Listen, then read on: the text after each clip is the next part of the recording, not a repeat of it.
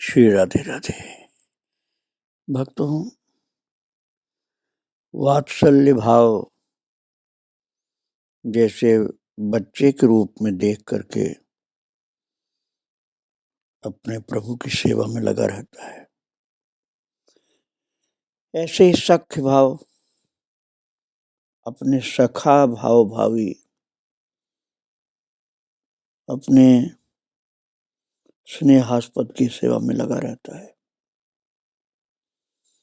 उद्देश्य दोनों का एक ही है कि हमें सेवा करनी है, हमें उन्हें सुख देना है।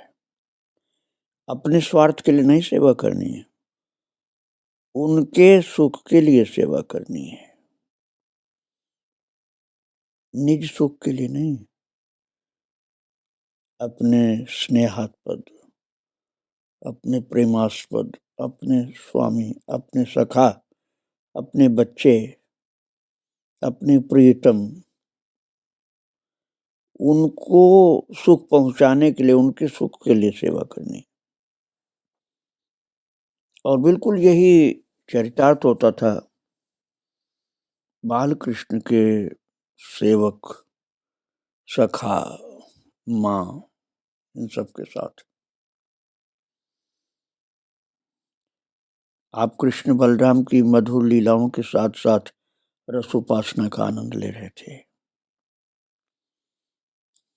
माता रोहिणी जो है, जो दाऊ जी की माँ है, उनके ही उधर से जन्म हुआ था, वही सेवा में लगी रहती हैं। यद्यपि यशोदा माता भी सेवा करती हैं, लेकिन विशेष रूप से यशोदा मैया कृष्ण की सेवा करती हैं, रोहिणी मैया दाऊ की सेवा करती हैं। कभी कभी अदला बदली भी होती है। तो माता रोहिणी अपने आगे बैठाई हैं अपने स्वर्ण गौर कुमार को, अर्थात दाऊ जी को, बलराम को, और करें राम दूध पी ले बेटा, दूध पी ले, तू दूध पी तो श्याम भी पिएगा, तू दूध नहीं पिएगा तो श्याम भी दूध नहीं पिएगा। अब देखो, ये एक युक्ति है दूध पिलाने की। अब ये श्याम को दूध पिलाने के लिए तो बलराम दूध पिएगा ही पिएगा। ये पता है माता को कि कृष्ण को तो भूखा नहीं रख सकता ये, इसलिए जब मैं बोलूंगी कि राम तो दूध पी ले तभी श्याम पिएगा बेटा, तो जरूर पी लेगा। तो दाऊ दोनों चरण आधे मोड़े बैठ गया है और उसके दोनों हाथ भी दूध के कटोरे पर हैं, किंतु नेत्र बंद हैं क्योंकि सोने का समय हो रहा था। अलखें बिखरी हुई हैं मुख पर, कुंचित केश बार बार मुख पर आ रहे हैं।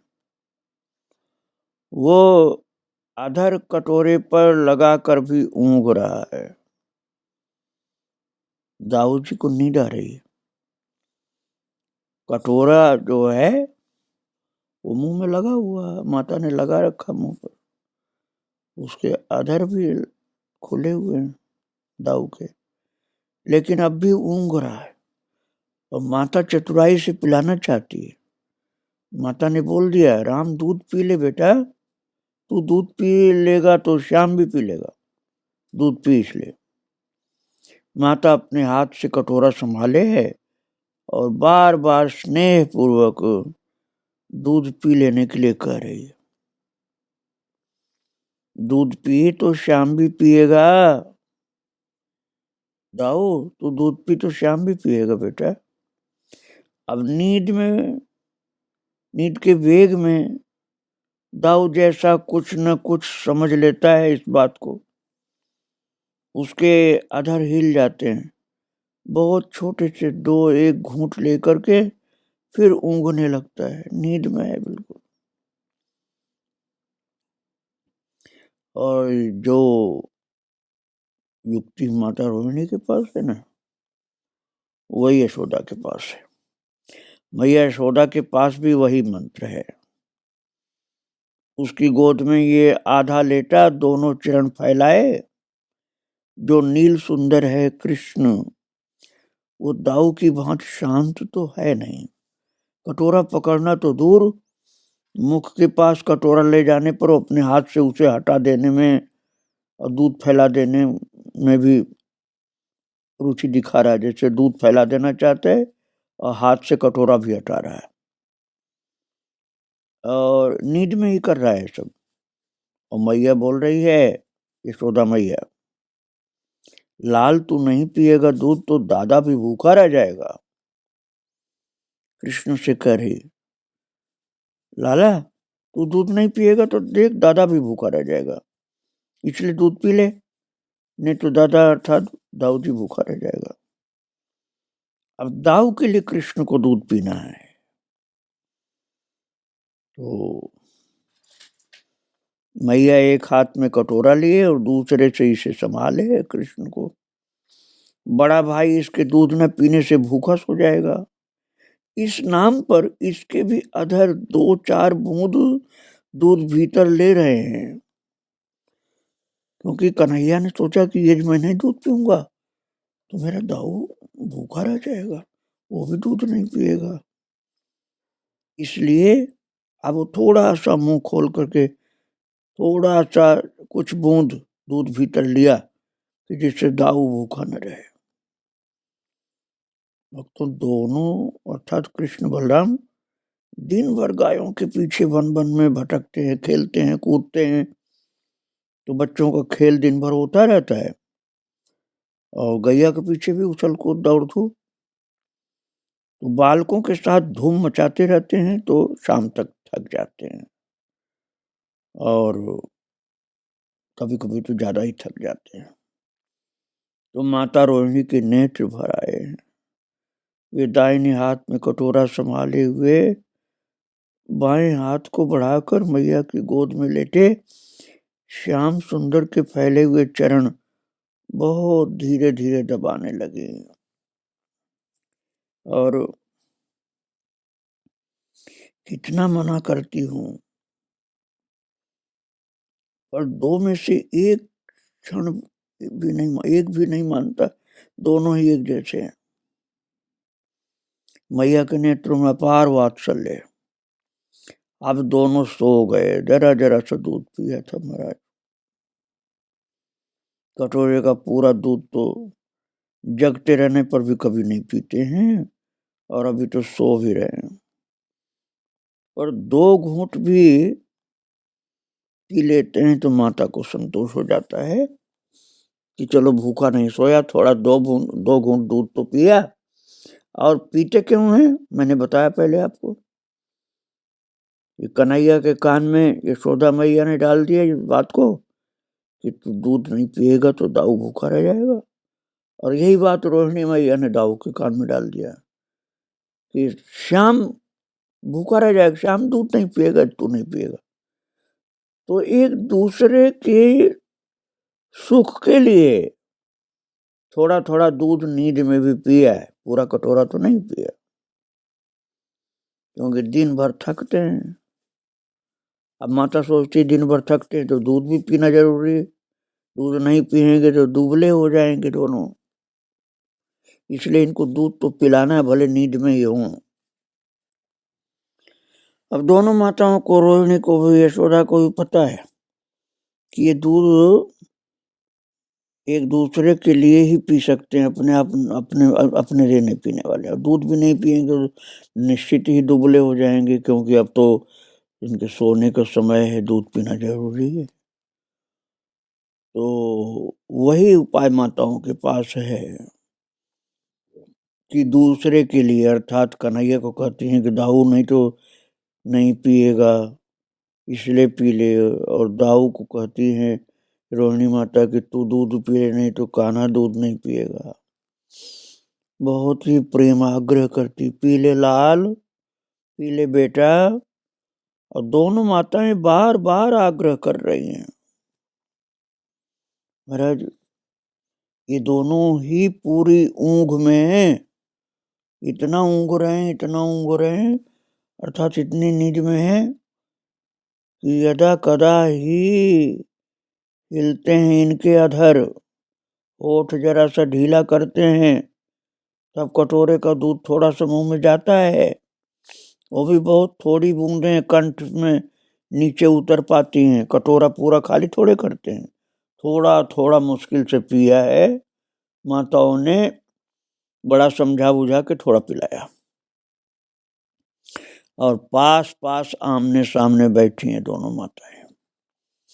माता रोहिणी के सामने नेत्र बंद किए दाऊ ऊँघ रहा बैठे बैठे, और यशोदा की गोद में लेटा हुआ कन्हई।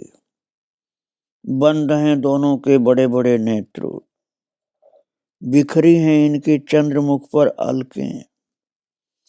दीपक के प्रकाश में महाराज दूध सने इनके जो अधर की अपूर्व छटा है, इनके होठ जो है ना दूध से सने हुए, थोड़ा लाल थोड़ा सफेद, अपूर्व छटा, अद्भुत छटा है, और चिबुक तक आ गई है दूध की रेखा। केवल होठ पर ही नहीं, ठुड्डी पर भी आ गई है दूध की रेखा बहकर। इन दोनों की ये ऊँघ पर महाराज, ऊँघ कितनी अर्थात नींद कितनी आ रही इनको,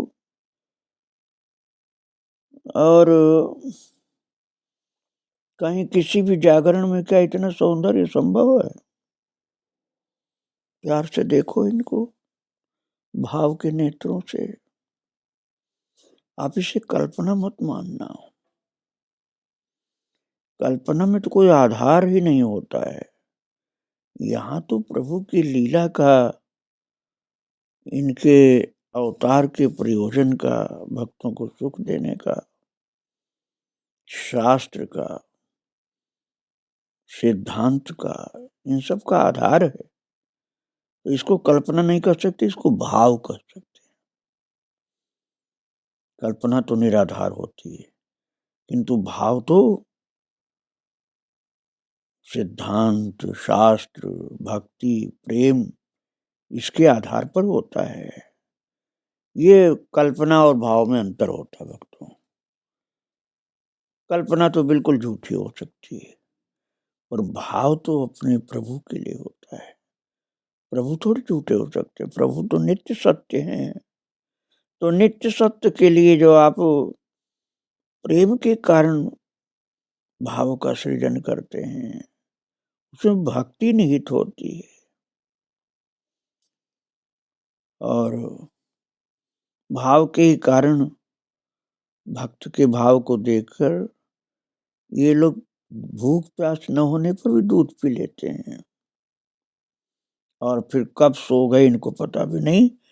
माता ने इनके अधर बड़े प्यार से ठुड्डी को हल्का सा भीगे हाथ से पोंछ करके अपने आंचल से ही पोंछ दिया, और फिर नींद में पड़े हुए दोनों को, कृष्ण और बलराम को, माता लोगों ने बिस्तर पर लिटा करके इनके मुंह को धीरे से चूमा है, और मुंह को चूमने के बाद थोड़ा सा इनके सिर पर अपना हाथ फेरा, हल्का हल्का हाथ सिर पर फेर करके जैसे सिर की सेवा कर रहे हैं। इसके बाद फिर माता लोगों ने धीरे से इनकी चरण दबाए, और चरण दबा दबा करके थकान उतार दी। अब फिर दोनों ये हल्की सी नासिका की आवाज शुरू हो गई, नासिका की वही खर्राटे वाली, किंतु वो भारी खर्राटे वाली आवाज मत समझना आप, बहुत धीमी आवाज शुरू हुई, जिससे माताओं को पता चल गया सो गए। अब इनको कुछ नहीं करना, धीरे से हल्का सा झीना सा कपड़ा से कमर तक ढका है, मुंह नहीं ढका है। अब तो ये शयन कर रहे हैं भक्तों। रात्रि में कैसे दूध पिलाते हैं, कैसे सोते हैं, कैसे माताओं की वात्सल्य की रक्षा होती है सखाओं के भाव से कि सखा जो दूध नहीं पिएगा तो नहीं पिएगा। तो इस तरह सख्य भाव और वात्सल्य भाव दोनों का सम्मिश्रित ये दृश्य था। भक्तों, माता लोग तो सुबह किस तरह से जगाती हैं वात्सल्य भाव से, वो सब बात तो मैं जब आपको वात्सल्य रस की सेवा जो होती है ना, रसोपासना वात्सल्य रस की जब सुनाऊंगा तब मैं बताऊंगा कैसे कैसे माता लोग जगाती हैं, कैसे सुबह स्नान कराती, मुंह धोती हैं, कपड़े पहनाती हैं, वो सब बात में वात्सल्य रस में सुनाऊंगा आपको। अभी आप ये समझिए कि जब ये लोग सुबह थोड़ा सा कलेव खा खा करके गायों के बछड़ों के पीछे भाग भाग करके यमुना तट पर पहुंच जाते हैं खेल कूद करते करते, तो बहुत मस्ती में है ना, यमुना जी के सुकोमल बालुका का दर्शन करके तो बछड़े भी कूदने लग जाते हैं, गैया भी उछलने लग जाती हैं। तो ये बाल सखा लोग जो हैं ये भी मस्ती में आए हैं, तो क्या कहते हैं, कन्हैया बोल पड़े दादा से, दादा मैं तुझसे लड़ूंगा आज। लड़ने का मतलब आप प्रेम वाली लड़ाई समझना, दुश्मन वाली नहीं है। यहाँ कंस वाली बात नहीं है, यहाँ कृष्ण बलराम वाली लड़ाई की बात है, मस्ती वाली हंसने हंसाने वाली लड़ाई। लड़ूंगा अर्थात कुश्ती। कन्हैया ने बोल दिया दादा मैं तुझसे लड़ूंगा, शाम के लिए नई बात नहीं भक्तों। श्री दामा और भद्र सुबल आदि भी उसे पटकनी देते हैं, प्यार से पटक देते हैं बालू में, और सखाओं से द्वंद्व करके तो हारने में और हार करके भी अपने को विजयी तथा जयी को पराजित बताकर चिढ़ाने में भी आनंद है। हाँ, क्योंकि ये खेल जो है ना सख्य रस का है, ये कोई प्रतिद्वंदी वाली बात नहीं है। यहाँ देखने में तो लगता है कि प्रतिद्वंदी है, लेकिन जैसे एक्टिंग समझिए आप, कुश्ती तो हो रही देखने को, लेकिन हंस हंस के हो रही, गुस्सा वाली कुश्ती नहीं है। अपने को विजयी तथा जयी को पराजित भी बता देना और चिढ़ाना। द्वंद्व में जीतता तो कन्हई दाऊ से ही है। वैसे वो भी समझता है कि तोक को जैसे सब जय बना देते हैं वैसे ही जय उसकी भी है। और महाराज दाऊ जानता है कि उसके इस सुकुमार छोटे भाई को दूसरे मल्ल क्रीड़ा में बहुत थका देते हैं, तो इसलिए दाऊ बोलता है अच्छा मेरे साथ कुश्ती लड़, क्योंकि दाऊ को लगता है कि दूसरे जो सखा हैं इसको थका देते हैं, इसकी थकान बहुत बढ़ा देंगे ये लोग, इसलिए दूसरों से नहीं कुश्ती लड़नी है। दाऊ ने कहा मेरे से ही कुश्ती लड़ दो, क्योंकि ये लोग तो उसको थकाते हैं बहुत। और दाऊ जी तो थकाते नहीं, दाऊ जी तो विश्राम देते हैं, कुश्ती के बहाने बड़े प्यार से लेकर के चरण सेवा भी कर देते हैं और गले से भी लगा लेते हैं, आराम देते हैं। अब पटुके उतार करके दोनों ने रख दिए, जो चादर समझिए पटुके का मतलब, और उनके ऊपर ही रख दी मालाएं, और सींग का बाजा जो गाय की सींग का होता बाजा वो रख दिया, और बंसी रख दी, और डंडे भी रख दिए। डंडे का मतलब गाय पीछे जंगल में भागते हैं, दौड़ते हैं, खेलते कूदते हैं, तो छोटी छोटी छड़ी सी रखते हैं, उसको भी रख दिया।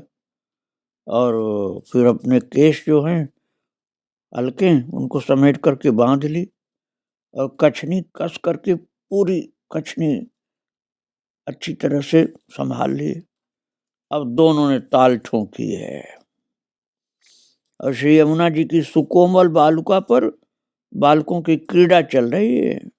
मैंने आपको बताया ना कि ये कुश्ती वो नहीं है जो हरा देने के लिए होती है, नहीं, हमारी जीत चाहिए और उसको हराना, वो प्रतिद्वंदी वाली कुश्ती नहीं है, तो खेल वाली कुश्ती। और दौड़ करके एक दूसरे को छूना, कूदना और वृषभ बन करके सिर से टक्कर लेना। यह बैल है, आ बैल मुझे मार। वो आप मत समझना जो मुहावरे का अर्थ है कि आ बैल मुझे मार, मत तो संकट खरीदना, वो नहीं।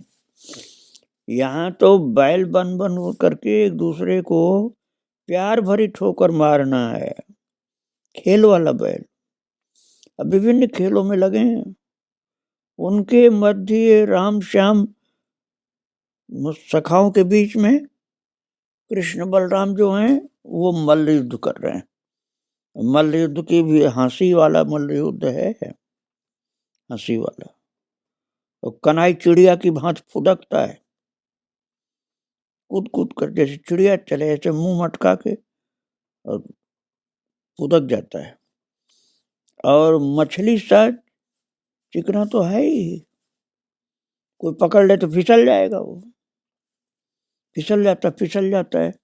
बच्चे पकड़ते फिसल करके बाहर हो गए, और चिड़िया की तरह फुदकता है और इधर से उधर कूदता है, इधर से उधर, उधर से इधर कूद रहा है। दाऊ जानबूझ करके उसे बार बार सड़क जाने को देखने के लिए सरका देता उसको, अथवा यूं कह लीजिए कि सड़क जाने देता है। दाऊ जो ऐसा नहीं पकड़ता कि सरके नहीं, दाऊ ऐसा पोला पोला पकड़ता है श्याम को कि श्याम सरक जाए सर से। और राम श्याम महाराज इनकी जोड़ी भी तो अद्भुत है। एक नील, एक गौर, एक बिल्कुल स्वर्ण गौर, एक महाराज एकदम नील रंग, नीला और गौर वर्ण, स्वर्ण की तरह से गौर।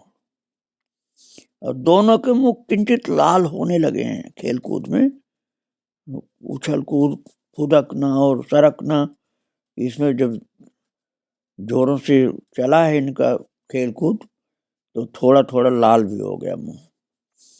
और दाऊ छोटे भाई को प्रोत्साहित कर रहा है और श्याम प्रयत्न कर रहा है, बल भी लगा रहा है श्याम, लेकिन दाऊ बल नहीं लगाता। दाऊ तो जानबूझ के हारता है। दाऊ गिर गया, अरे जानबूझ के गिरा है, दाऊ तो गिर गया। और क्यों गिरा? श्याम सुंदर को खुश करने के लिए। श्याम सुंदर ताली बजा के हंसने लगा, और श्याम सुंदर ताली बजा के जो हंसा है ना, इसीलिए तो दाऊ गिरा ही है, नहीं तो गिरता थोड़े दाऊ। अब फिर दोनों घुटने मोड़े, दोनों हाथ सिर से आगे किए, दाऊ रेत पर स्थिर पड़ा है और दाऊ ने कहा, गिर तो गया हूं लेकिन चित्त कर मुझे। अरे मैं गिरा भले हूं लेकिन चित्त तो नहीं हूं ना, चित्त कर मुझे, लगा ताकत अपनी। अब कन्हई जो है फिर जुट गया, बड़े भाई की पीठ पर लेट कर कभी उसका हाथ खींचता है, कभी चरण खींचता है, कभी एक ओर झुकता है, कभी दूसरी ओर झुकता है। अब उसके भाल पर हल्की सी पसीना की बूंद आई, हल्की सी। तो कृष्णचंद्र ने दाऊ को चित कर दिया और बहुत प्रसन्न हुआ, और बोला, दादा उठ तू, दादा उठ तू। अपने दादा के ऊपर चढ़कर वो बैठ नहीं सकता ज्यादा देर, क्योंकि दादा तो सबसे ज्यादा प्यारा है ना, बहुत प्यारा है दादा। और दादा को कन्हई बहुत प्यारा है, तो इसी प्यार के कारण तो ये खेल चल रहा है। और दाऊ तो चित्त होकर भी चुपचाप पड़ गया, वो जैसे विश्राम कर रहा है। पहले तो कह रहा था चित्त कर, अब वो विश्राम करने लगा। और कन्हई उसके दाहिनी ओर पेट के पास सट कर बैठा है और मुट्ठी मुट्ठी यमुना जी की रेत उठा उठा के उसके पेट और छाती पर डाल डाल करके मल देता है, हंसता है। फिर यमुना जी की रेत बालू उठा उठा करके यमुना जी की बालू कन्हई जो है दाऊ के पेट पर छाती पर डालता है और फिर मलता है बालू को, फिर हंसता है खूब। दाऊ कभी पेट फुलाता है और कभी हिला करके सब बालू गिरा देता है। अब मस्त हो रहा है कन्हई, तो एक खेल में मस्त हो रहे हैं, दोनों ही हो रहे हैं मस्त। धूल धूसर थे महाराज ये गौर श्यामंग। ये मल्ल युद्ध खेल वाला मल्ल युद्ध था। वैसे संसार में तो ज्यादातर दुश्मनी वाले मल्ल युद्ध होते हैं, वो ये नहीं था। वो तो रसोपासना हो रही है, एक दूसरे को सख्य भाव के अर्थात सख्य रस की प्रीति के कारण ये प्यार भरी खेल वाली उपासना चल रही है, खेल वाली उपासना चल रही है। हंस हंस करके आनंदित करने की उपासना, हंस हंस करके सुखी करने की उपासना, हंस करके हंसा करके। और धूल धूसर ये गौर श्यामंग मल्ल युद्ध के पश्चात थोड़ा अलसाए, जैसे थकान उतार रहे हैं, और शीतल मंद सुगंधित पवन चल पड़ी है।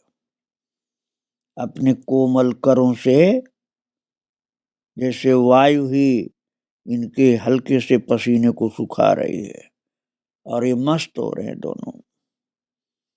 चलो यमुना जी के किनारे ही ये आनंदित होकर थोड़ा विश्राम कर रहे हैं, फिर अभी दौड़ेंगे गायों के पीछे, बछड़ों के पीछे दौड़ेंगे। फिर अभी थोड़ा इनको आराम कर लेने दो, फिर आगे इनकी प्यार भरी सख्य भाव की रसोपासना आप श्रवण करेंगे। आज इन दोनों परम प्रिय सखाओं के चरणों में बारंबार प्रणाम करके विराम दे रहा हूँ। श्री राधे राधे, जय श्री राधे राधे।